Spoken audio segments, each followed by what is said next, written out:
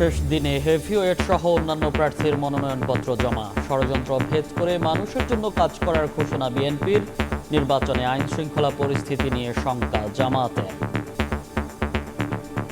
2 দশক ধরে অনেক প্রত্যাশা একটা সুন্দর নির্বাচন। সময় এসছে সকল ভেদাভেদ ভুলে মাঠে নামার। আমাদের আসন সমঝোতা এখনো চূড়ান্ত হয়নি। নির্বাচনের মধ্য দিয়ে তিনি সংসদ নেতা হিসাবে অবশ্যই তিনি শপথ গ্রহণ করবেন। জনগণের ভালোবাসায় যদি আমরা নির্বাচিত হতে পারি, মানুষের কর্মসংস্থান সৃষ্টি করা আমরা সবচেয়ে গুরুত্ব আরোপ করব।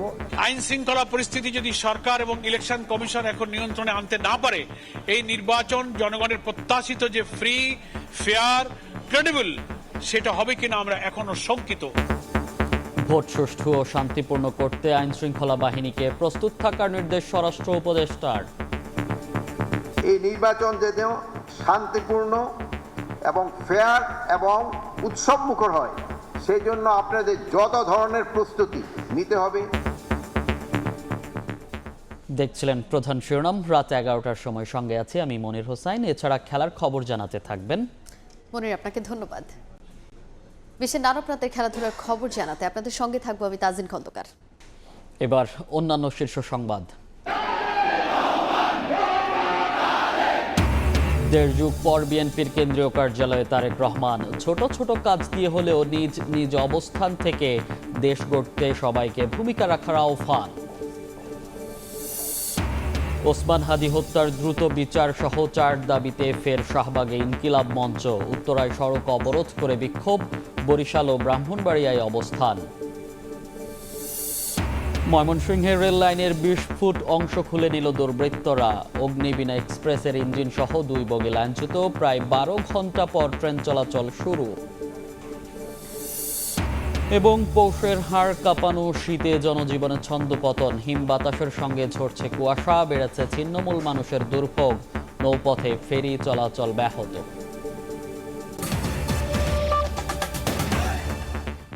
ত্রয়োদশ জাতীয় সংসদ নির্বাচনে লড়তে মনোনয়নপত্র জমা দিলেন প্রার্থীরা। শেষ দিনে হেভিওয়েট সহ অনেক প্রার্থী মনোনয়নপত্র জমা দেন। ঢাকা 17 আসনে তারেক রহমানের পক্ষে ফর্ম জমা দেন দলটির নেতারা। এবার 300 আসনে 2582 জন প্রার্থী মনোনয়ন ফর্ম জমা দিয়েছেন। শেষ হলো ত্রয়োদশ নির্বাচনের মনোনয়নপত্র সংগ্রহ ও জমা দেয়া। সোমবার সকাল থেকে রিটার্নিং কর্মকর্তা ও সহকারী রিটার্নিং কর্মকর্তার কার্যালয়ে ভিড় করেন মনোনয়ন প্রত্যাশীরা। 30 ডিসেম্বর থেকে 4 জানুয়ারি পর্যন্ত চলবে যাচাই বাছাই। সকলে মিলে ঐক্যবদ্ধভাবে আমরা বাংলাদেশে একটি সুন্দর নির্বাচন করতে পারবো। সারা বাংলাদেশের একটা সুন্দর ইনক্লুসিভ ভালো একটা নির্বাচন উপহার দিবে নির্বাচন কমিশন। আগামী দিনে গণতন্ত্র ফিরে পাবে জনগণ ভোটাধিকারের মধ্য দিয়ে, এবং আগামীতে দেশ পরিচালিত হবে, জনগণের সরকার প্রতিষ্ঠা হবে এবং গণতন্ত্র প্রতিষ্ঠা হবে। বিভাগীয় কমিশনারের কার্যালয়ে ঢাকা 17 আসনে বিএনপির ভারপ্রাপ্ত চেয়ারম্যান তারেক রহমানের মনোনয়নপত্র জমা দেন চেয়ারপারসনের উপদেষ্টা আব্দুস সালামের নেতৃত্বে 5 সদস্যের প্রতিনিধি দল। দীর্ঘ 17 বছর আমাদের যে নেতাকে তারা প্রবাস জীবনে বাধ্য করেছিল, নির্বাচনের মধ্য দিয়ে তিনি সংসদ নেতা হিসাবে অবশ্যই তিনি শপথ গ্রহণ করবেন। ঢাকা 14 আসনের মনোনয়নপত্র জমা দিয়েছেন ব্যারিস্টার আরমান। বিপ্লবী ওয়ার্কার্স পার্টির সাইফুল হক সহ হেভিওয়েট প্রার্থীরাও মনোনয়ন জমা দিয়েছেন। সময় এসছে সকল ভেদাভেদ ভুলে মাঠে নামার। আমাদের এবারের সংগ্রাম জুলাই সনদের আক্ষরিক বাস্তবায়নের সংগ্রাম। মানুষ সকল প্রতিকূলতা মোকাবেলা করে আগামী 12 ফেব্রুয়ারি আমরা বাংলাদেশের গণতান্ত্রিক অভিযাত্রার জন্য আমরা একটা মাইল ফলক আমরা তৈরি করতে পারবো। ইলেকশন কমিশন তাদের দায়িত্ব সঠিকভাবে পালন করবেন এবং আমরা জাতিকে, দেশবাসীকে তাদের অনেক প্রত্যাশার 2 দশক ধরে অনেক প্রত্যাশা একটা সুন্দর নির্বাচন দিতে সক্ষম হব। জামায়াতের সঙ্গে জোটবদ্ধ এনসিপি থেকে ঢাকা 8 আসনের প্রার্থী হলেন নাসির উদ্দিন পাটোয়ারি। ঢাকা 8 আসন জোটের প্রার্থী আমি এখানে হয়েছি। আশা করি এখানে যে চ্যালেঞ্জগুলো আছে আমি মোকাবেলা করতে পারবো। 21 জানুয়ারি প্রতীক বরাদ্দের পরই প্রার্থীরা প্রচারণা চালাতে পারবেন। প্রচারণা চলবে 10 ফেব্রুয়ারি পর্যন্ত। আর সারা দেশের 300 আসনে নির্বাচন ও গণভোট অনুষ্ঠিত হবে 12 ফেব্রুয়ারি। আওয়ামী লীগের নিবন্ধন স্থগিত থাকায় ত্রয়োদশ জাতীয় সংসদ নির্বাচনে অংশ নিতে পারছে না দলটি। আতাউর কাউসার, সময় সংবাদ, ঢাকা। রাজধানীর মতো সারা দেশের রিটার্নিং কর্মকর্তা কার্যালয়ে দেখা গেছে মনোনয়নপত্র দাখিলের ব্যস্ততা। বগুড়া ৭, দিনাজপুর ৩ এবং ফেনী ১ আসনে বিকল্প প্রার্থী রেখে বিএনপি চেয়ারপারসন বেগম খালেদা জিয়ার মনোনয়নপত্র জমা দেওয়া হয়। ঠাকুরগাঁও ১ আসনে জয়ের ব্যাপারে আশাবাদী মির্জা ফখরুল ইসলাম আলমগীর। খুলনায় জামায়াতের সেক্রেটারি জেনারেল মিয়া গোলাম পরোয়ার বলেন, ১০ দলের আসন বন্টনের চূড়ান্ত সিদ্ধান্ত জানানো হবে শিগগিরই। নির্বাচনে নিরাপত্তা নিয়েও শঙ্কা প্রকাশ করেন তিনি। ত্রয়োদশ জাতীয় নির্বাচনে লড়তে মনোনয়নপত্র জমা দেওয়ার শেষ দিনে রিটার্নিং কর্মকর্তার কার্যালয়ে নেতাকর্মীর ভিড়। সোমবার সকাল থেকে জেলায় জেলায় মনোনয়নপত্র দাখিল করেন বিভিন্ন দল ও স্বতন্ত্র প্রার্থী। ঠাকুরগাঁও ১ আসনে রিটার্নিং কর্মকর্তার কাছে মনোনয়নপত্র জমা দেন বিএনপির মহাসচিব মির্জা ফখরুল ইসলাম আলমগীর। দেশের মানুষ ভোটাধিকার ফিরে পেয়েছি। জনগণের ভালোবাসায় যদি আমরা নির্বাচিত হতে পারি, তাহলে নিশ্চয়ই আমরা এই ঠাকুরগাঁও অঞ্চলের উন্নয়ন, সামাজিক পরিবেশকে উন্নত করা, এই বিষয়গুলোকে আমরা সবচেয়ে গুরুত্ব আরোপ করব। এদিকে বগুড়া ৭, দিনাজপুর ৩ ও ফেনী ১ আসনে বিকল্প প্রার্থী রেখে বিএনপির চেয়ারপারসন বেগম খালেদা জিয়ার পক্ষে মনোনয়নপত্র জমা দেন নেতাকর্মীরা। চট্টগ্রাম ১১ আসনে মনোনয়নপত্র জমা দেন আমির খুসরু মাহমুদ চৌধুরী। কোনো পৃষ্ঠপোষকতার রাজনীতি আমরা করতে চাই না, আমরা প্রত্যেকটি নাগরিকের পৃষ্ঠপোষকতা করতে চাই। খুলনা ৫ আসনে মনোনয়নপত্র জমা দেন জামাতের সেক্রেটারি জেনারেল মিয়া গোলাম পরোয়ার। রাজশাহী ১ আসনে মনোনয়নপত্র জমা দেন দলটির নায়েবে আমির মুজিবুর রহমান।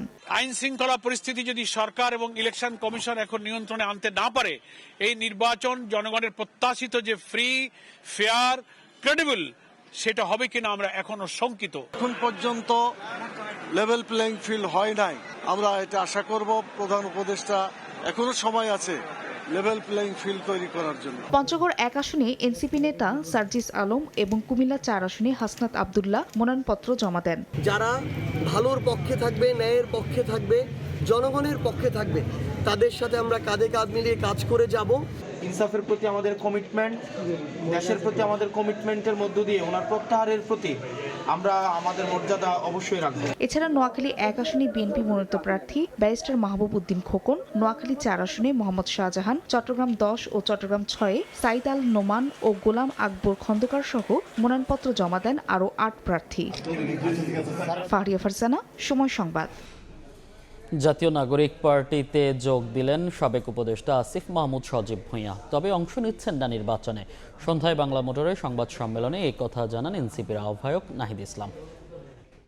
আজকে আনুষ্ঠানিকভাবে জনাব আসিফ মাহমুদ সজীব ভূঁইয়া জাতীয় নাগরিক পার্টি এনসিপিতে যোগদান করলে আমাদের এই পথ চলা পুরাতন দিনগুলোর মতোই সামনের দিনগুলোতেও আমাদের যে লক্ষ্য, আমাদের যে উদ্দেশ্য সেটা বাস্তবায়নে সহায়ক হবে। ১.৫ যুগ পর নয়াপল্টনে বিএনপির কেন্দ্রীয় কার্যালয়ে গেলেন তারেক রহমান। উষ্ণ অভ্যর্থনায় তাকে বরণ করে নেন দলের নেতাকর্মীরা। হাত নেড়ে নেতাকর্মীদের শুভেচ্ছা জানান বিএনপির ভারপ্রাপ্ত চেয়ারম্যান। বক্তব্যে ছোট ছোট কাজ দিয়ে হলেও নিজ নিজ অবস্থান থেকে দেশ গড়তে সবাইকে ভূমিকা রাখার আহ্বান জানান তিনি।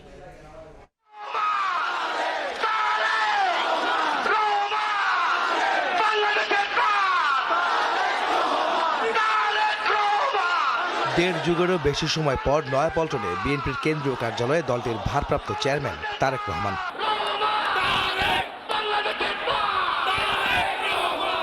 কেন্দ্রীয় কার্যালয়ে তাকে স্বাগত জানান দলটির নেতারা। ভেতরে প্রবেশের পরপরই দোতলার বারান্দায় আসেন তারেক রহমান।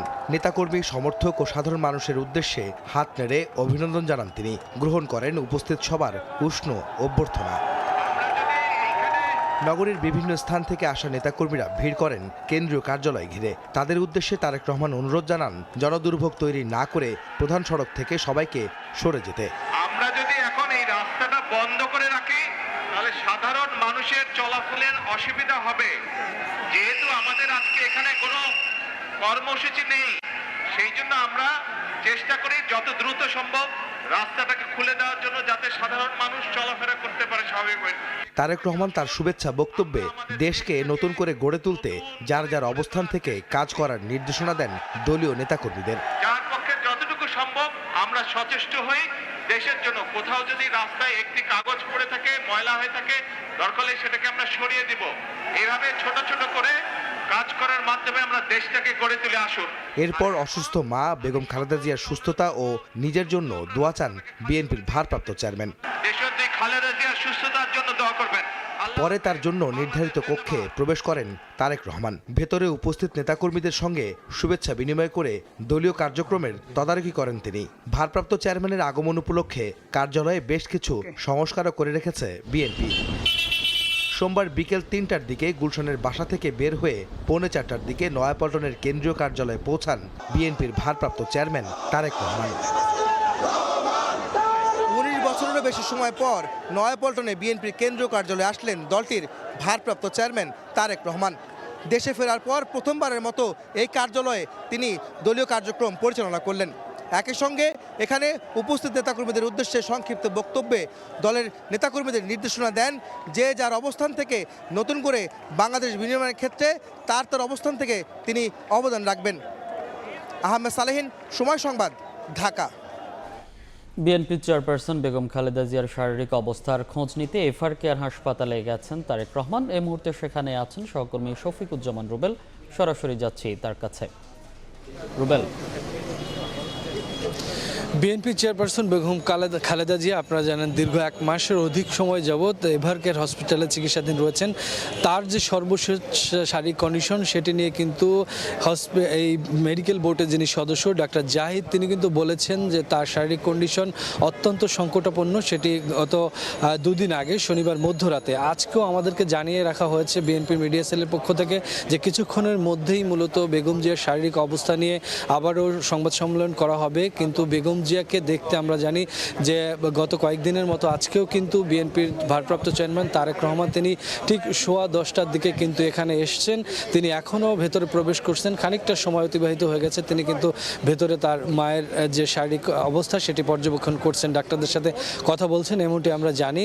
আপনারা দেখতেই পাচ্ছেন যে আজকের দিনটিকে আজকের এই যে সংবাদ সম্মেলন সেই সংবাদ সম্মেলন ঘিরে কিন্তু আমরা দেখেছি যে হসপিটালের সামনে তৎপরতা অনেকটা বেড়েছে।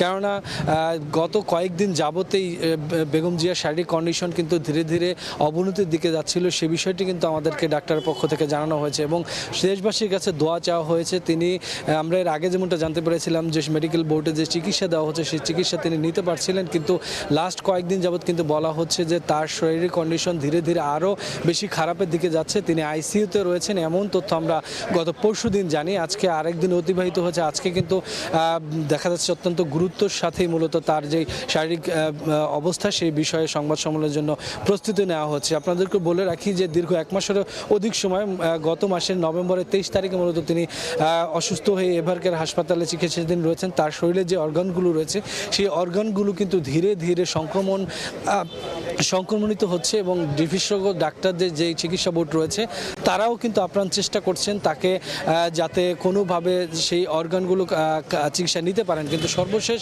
যে তথ্য আমাদের হাতে এসছে তার সেই সংক্রমণের গতিটা বেড়ে যাচ্ছে এবং ধীরে ধীরে তিনি কিন্তু আরও বেশি খারাপের দিকে যাচ্ছে এমন কথাই আমাদেরকে জানানো হয়েছে। তো এখন আমরা অপেক্ষা করছি কিছুক্ষণের মধ্যেই তার মেডিকেল বোর্ডের পক্ষ থেকে আরেকটি সংবাদ সম্মেলন করা হবে এবং সেখানে জানানো হবে তিনি আসলে শেষ কোন পর্যায়ে রয়েছেন। বেগম জিয়ার বড় ছেলে তারেক রহমান কিন্তু কিছুক্ষণের মধ্যেই বের হয়ে আসবেন এমনটি আমরা জানি। সব মিলিয়ে এভার কেয়ারের সামনে থেকে এই ছিল এই মুহূর্তে।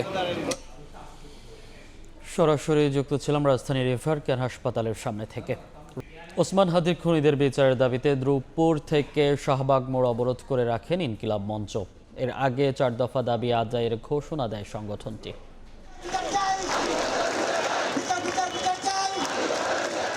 তীব্র শীত ও কুয়াশা উপেক্ষা করে শাহবাগে বিক্ষোভে ইনকিলাব মঞ্চ।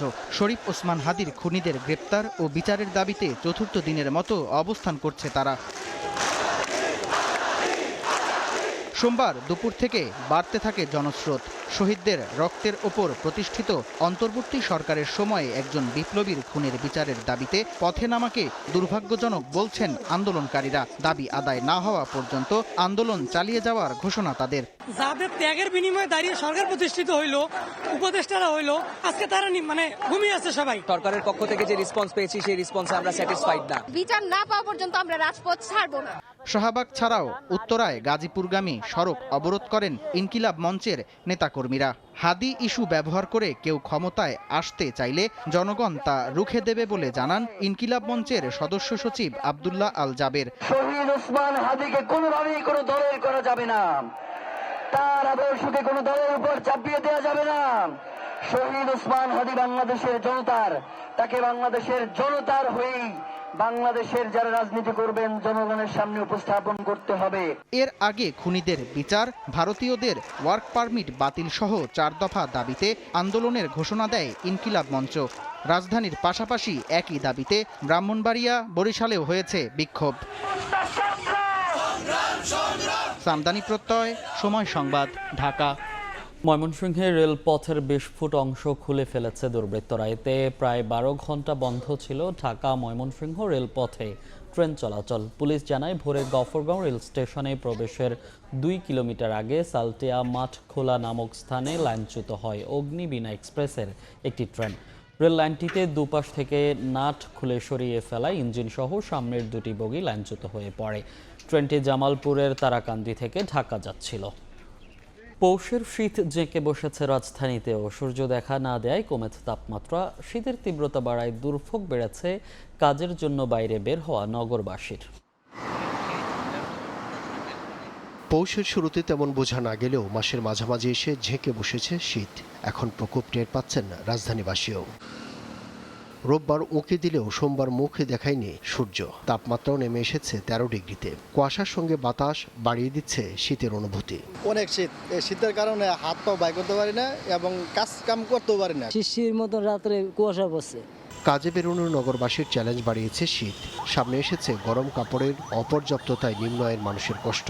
বিভিন্ন জায়গায় দেখা গেছে আগুন জ্বালিয়ে উত্তাপ নেওয়ার চেষ্টা। জ্যাকেট লাগানোর পরও এত ঠান্ডা পড়তেছে, পুরা হিমশিম খাইয়া যাইতেছি। ড্রাইভ করা তো মানে পসিবলই হচ্ছে না আর কি, তারপরও মানে জীবনে তাগিদে আসলে চালাতে হচ্ছে আর কি। আবহাওয়া অফিস বলছে শীতের তীব্রতা থাকবে আরও কয়েকদিন। বর্তমান পরিস্থিতিকে স্বাভাবিক বলছে সংস্থাটি। মূলত এই কুয়াশার জন্য শীতের তীব্রতাটা সারা দেশে এত বেশি মনে হচ্ছে। হয়তো আগামী আরো 2-3 থেকে 4 দিন এরকম অবস্থা বিরাজ করতে পারে। আবহাওয়া অফিস জানিয়েছে জানুয়ারিতে বাড়বে শীত, আসতে পারে বেশ কয়েকটি শৈত্যপ্রবাহ। আব্দুল্লাহ শাফি, সময় সংবাদ, ঢাকা। নেত্রকোনায় নিখোঁজের একদিন পর ধান খেতে মিলল স্কুল ছাত্রের গলাকাটা লাশ। পুলিশ জানায় সকালে মদন উপজেলার মাঘান ইউনিয়ন পরিষদের ভূমি অফিসের সামনে গলাকাটা লাশ দেখতে পান কৃষকরা। পরে স্বজনরা তার পরিচয় শাওন ভূঁইয়া নিশ্চিত করেন। ঘটনাস্থল থেকে মরদেহ উদ্ধার করে সদর হাসপাতালের মর্গে পাঠায় পুলিশ।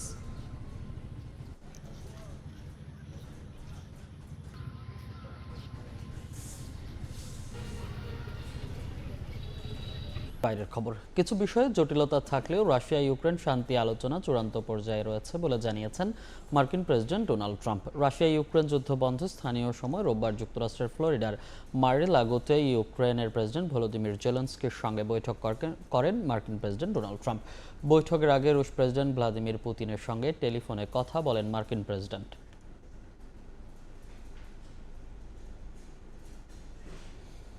এতক্ষণ দেখছিলেন দেশ বিদেশের খবর।